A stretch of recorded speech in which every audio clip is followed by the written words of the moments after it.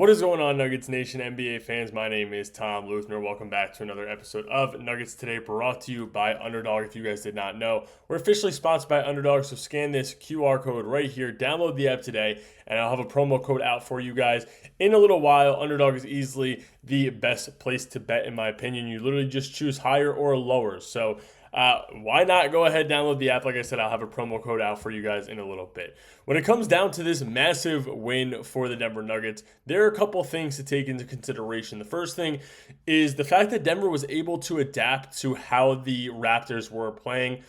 In the beginning of the game, you immediately see that the Denver Nuggets wanted to attack I guess you could say smaller, I don't want to say weaker matchup, but the smaller matchup of Scottie Barnes and Nikola Jokic and even Brandon Ingram when he would get in there. I think there should have been about 20 more fouls called on Nikola Jokic in the top half of the game that weren't called, which led to some early runs for the Toronto Raptors. But at the same time, the Nuggets didn't really let it phase them. They didn't. They were able to adapt to the way that the Rockets were playing, which was a fast-paced game. The Nuggets were getting it, and they were going, and they were trying to score in transition, which was exactly what they needed to do because not every possession worked where you're just force-feeding Nikola Jokic. So when they were able to actually adapt, they obviously cut the game. They cut the score, rather, and were able to be in the game. And that was the biggest thing for this Denver Nuggets team. Then, obviously, there were some things that we'll get to in a second. But like I said, the fact that this defense was able to adapt without having Peyton Watson, in my opinion, is pretty big when you look at the real, the realization that Denver is still missing one of their best defensive players. But like I said, they were able to adapt. They go into halftime up 4 points, which was massive because they were trailing for a little while in the first quarter. Like I said, some things were good, some things were bad, and the one thing that I want to point out that was bad for the Denver Nuggets was they were able to adapt, but you also can't let up after you do adapt. They obviously get the win, and I'm pointing out a lot of negatives in today's episode, which is very weird because the team did win, and it's great to see them win.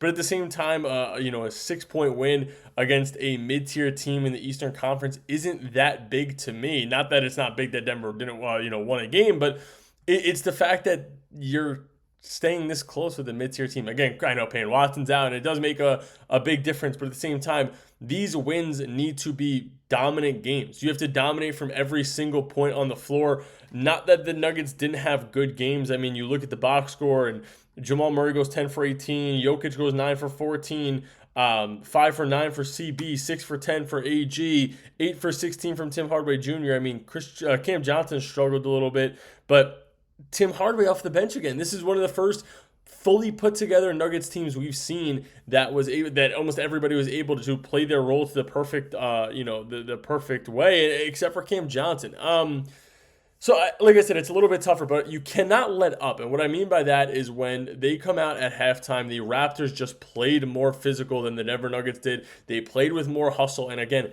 the Denver Nuggets adapted to that in the first half of the game.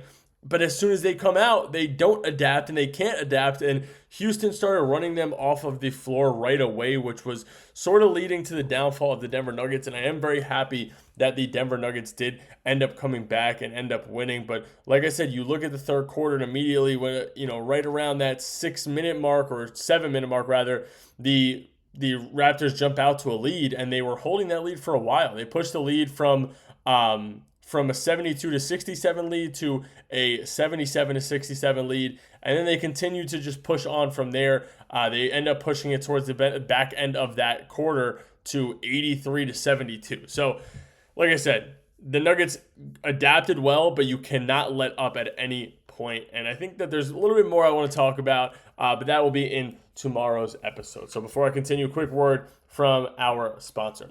Fast breaks, buzzer beaters, and block parties are back, and Underdog is the best place to get in on all the action. Playing an Underdog is easy. Just pick whether your favorite players will go higher or lower on stats like points, rebounds, steals, and more.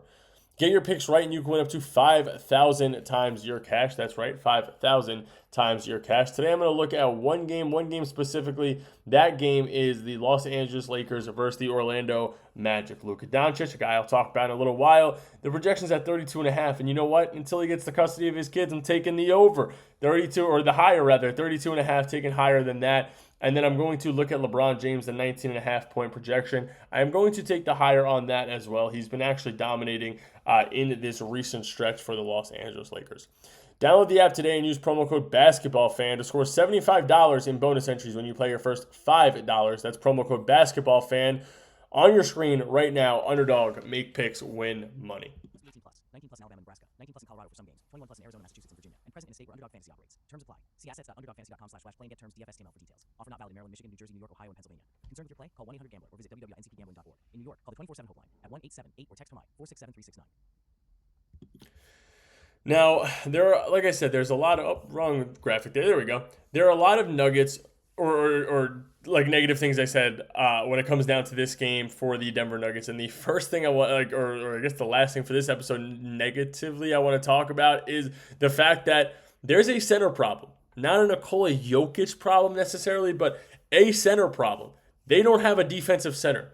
They are getting killed by non-amazing bigs. I don't want to say good because any NBA player is good, but Jakob Poeltl comes out and drops 23 and 11 on 10 for 14 shooting, 0 turnovers, two steals, no blocks, which isn't great, but why is Jakob Poeltl dropping 23 and 11? Those are Ivica Zubac numbers. That should not be happening. I know that he's a good center, but at the same time, this is the same issue that I brought up with Mitchell Robinson and Karl-Anthony Towns when they played the Knicks. There is nobody down low in the paint. And I know that a lot of the game plan ended up being the Nuggets going to a zone and sort of leaving him on the baseline. But at the same time, Jokic wasn't fast enough to get out to him on the baseline. And you can't tell me that's not true if you watch the game because there were so many passes just down low that they completely avoided passing anything up top. And Nikola Jokic couldn't get there to close out, and then it led to a quick little easy floater for Jakob Poeltl. So there's a big issue when it comes to the center position, in my opinion, with,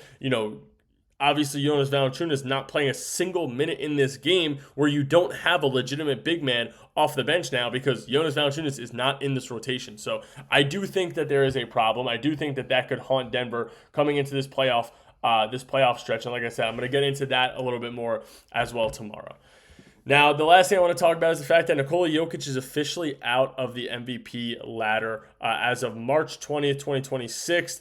According to the NBA app over on Instagram, it is now Shea, Luka, and Victor Wembanyama, even though I don't think that Victor Wembanyama can be in it due to injuries. I could be wrong. I know that there's the new rule where you have to play a certain amount of games in order to get to that point. And Vic is at 55 games, which I don't know if that fully eliminates him right now, but I don't think that he's in contention as much as Nikola Jokic. I know that Jokic has been struggling, but I don't think it's a team success award. I think that it's a player success award. If you guys want to hear me talk about that a little bit more, go listen to the last episode of Believe in Nets. I broke down that it is not an award towards the end of the episode. It's not an award for the team. It's not who has the best team. It's the best player on those teams. If you take Nikola Jokic off this team, I don't think they're as good as they are. Same thing with Shea. But at the same time, I think that the Thunder are still pushing that top tier. I don't think the Nuggets are pushing a top tier without Nikola Jokic. I don't think that the Spurs are pushing a top tier without Victor Wembanyama. I don't think that the Lakers are, the Lakers might be okay, but not pushing a top tier team without Luka Doncic. And I understand it, but at the same time, like I said, I think that Nikola Jokic should be in that conversation, but Luka Doncic jumping up, if anybody's going to get it that's not Jokic, let Luka get his first one. He's better than Shea. He's having a better season than Shea. It just comes down to team success, and that's not what the award is. Anyway, that's all I got for you guys today, Nuggets Nation. Like I always say, make sure to hit that like and subscribe button as well as comment down below, and I'll catch you guys later.